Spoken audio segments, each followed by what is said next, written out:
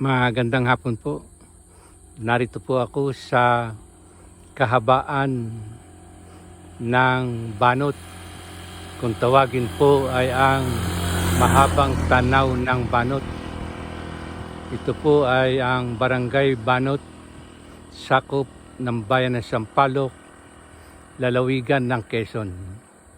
Ang makikita po ninyo ay ang bahagi ng kapalayanan ng Banot. Wala pa pong nag-aani sa lugar na ito.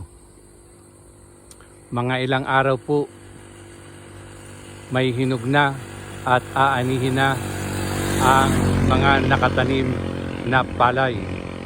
Gagapasin na po. Yan pa rin po ang isang bahagi sa kabila po naman sa gawing kaliwa ko ng kapalayanan ng Banot. Yan po ang tanawin dito sa Barangay Banot. Yan po si Mustang. Yan. Yan po na nakakasalubong natin patungo sa bayan ng Sampaloc. At sa malayo pong tanaw, makikita po natin ang mga nakasako, yung pong mga dilaw, nakasakong palay po na ibinilad ng mag-amang Henry at Hans. Dahil po sa kanilang masipag na paggawa sa palayan, ay yan po ang naging bunga nila, ang magkaroon ng masaganang ani o palay. Kapag marami ka pong palay, para kang nang nakasecure hanggang sa susunod na taniman, may bigas ka. Maganda po sa isang sambahayan na meron kang bigas. Napakahirap po ang namimili ka ng bigas sa ngayon dahil sa mahal na bilihin o halaga ng bigas. Yan pong mga nakadilaw, yan po ang mga nakasako na inani ni Henry.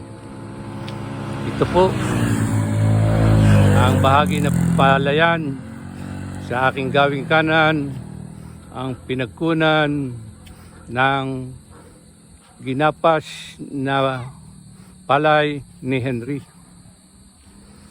At dito po naman sa kaliwa, nariyan na rin po ang isa pa ring bahagi ng kapalayanan. Yan po. Yan. Tatawid po tayo sandali. Yan. Matapos po na mag-ani, masaya po si Mustang sa mga dayami. Yan.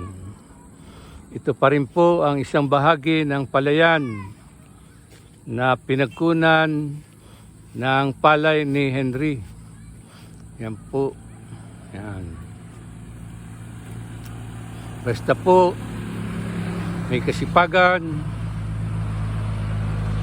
nariyan ang kasiguraduhan na mayroong isasaing sa araw-araw.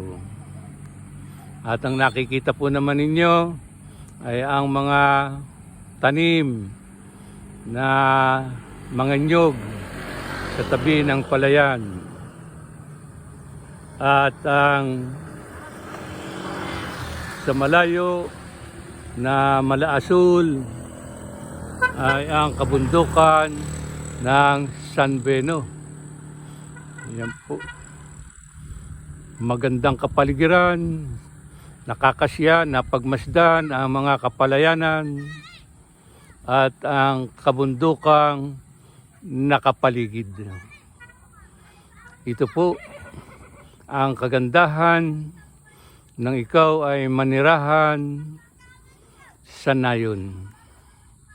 sariwang hangin, mga luntiang kapaligiran, mga gulay na sariwa, at higit po sa lahat, kapag bagong ani po ang palay, ipakis-kis mo, sinasabi, napakalambot, napakasarap, kahit walang ulam, kahit anong ulam na lang, basta't bagong kiskis, bagong ani ang palay, napakasarap po, napakasarap na lamnamin ng ating dila.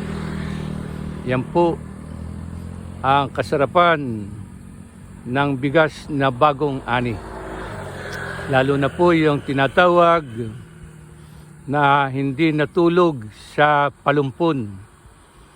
Pagkagapas,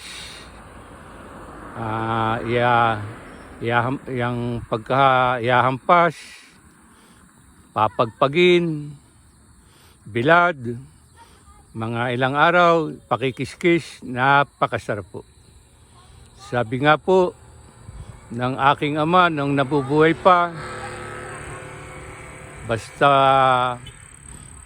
ginapas na palay, hindi natulog sa palumpon, ipinagpagpakagad na ibilad, kahit hari, hindi ka mahihiyang sa kanila ihain. Salamat po sa araw nito.